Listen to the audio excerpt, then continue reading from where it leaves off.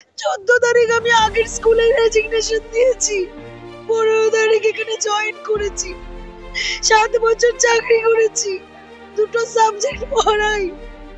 কোন অপরাধে আমাদের এখানে বসিয়ে রেখেছে?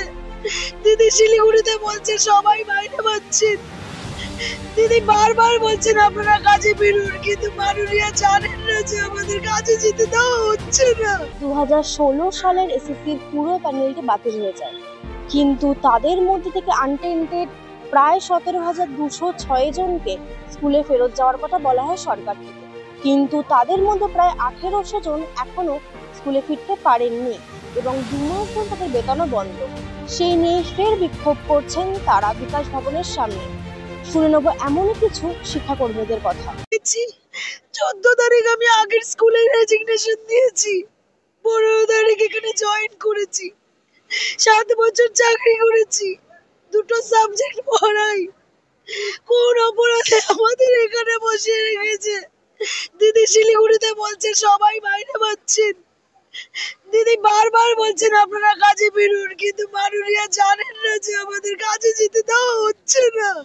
আজকে আমাদের আন্দোলন বলুন, অবস্থান বলুন, একটাই দাবি, যেখানে 17,206 জন শিক্ষককে স্কুলে পাঠানোর জন্য পর্ষদ এমএ ফাইল করেছিল, সেই বেসিসে আমরা প্রায় 1800 শিক্ষক বা শিক্ষিকা এখনো স্কুলে জয়েন করতে পারিনি।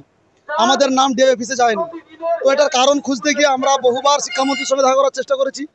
একবার উনি দেখা করেছেন, উনি আমাদেরকে বলেছিলেন যে আপনারা লিগ্যালি ওপিনিয়ন দিন আপনাদের লয়ারকে দিয়ে। আমরা সেটা দিয়েছি, তারপরেও আমরা যেতে পারিনি। ফলে আমাদের একটাই দাবি, কেন আমরা যেতে পারছি না আজকে 2 মাস ধরে, কেন আমাদের বেতন বন্ধ? আমাদের বরাবর ক্ষেত্রে একটাই দাবি থাকে যে আমাদের কলকাতা হাইকোর্ট এবং সুপ্রিম কোর্ট আমাদেরকে কখনো অযোগ্য বলতে পারেনি, কিন্তু দুর্ভাগ্য এটা, যারা অবৈধ হওয়া সত্ত্বেও থার্ড কাউন্সিলিং এর পর থেকে সবটা কাউন্সিলিং অবৈধ, যেটা এসএসসি চেয়ারম্যানও ঘোষণা করেছিলেন, যেখানে হাইকোর্ট এবং সুপ্রিম কোর্ট সবাইকেই অবৈধ ঘোষণা করেছে। কিন্তু যেখানে আমরা হাইকোর্ট এবং সুপ্রিম কোর্টের যোগ্যতার ভিত্তিতে আমরা যোগ্যতার পরিচয় দিয়েছি, 7 বছর চাকরি করেছি, কিন্তু একটা পিসি সরকারের ম্যাজিকের মতন ম্যাজিক হওয়ার ফলে এসএসসি চেয়ারম্যান সাদা কাগজে যে নামের লিস্ট পাঠিয়েছে, সেখানে আমাদেরকে বাদ রেখে নামের লিস্টটা পাঠিয়েছে। সুপ্রিম কোর্টে এমএ ফাইল করা হয়েছিল, সেখানে সুপ্রিম কোর্ট একটা কথা বলছে যে অথরিটি যদি মনে করে আমাদেরকে স্কুলে নিয়ে আসতে পারে, মাইনেও দিতে পারে।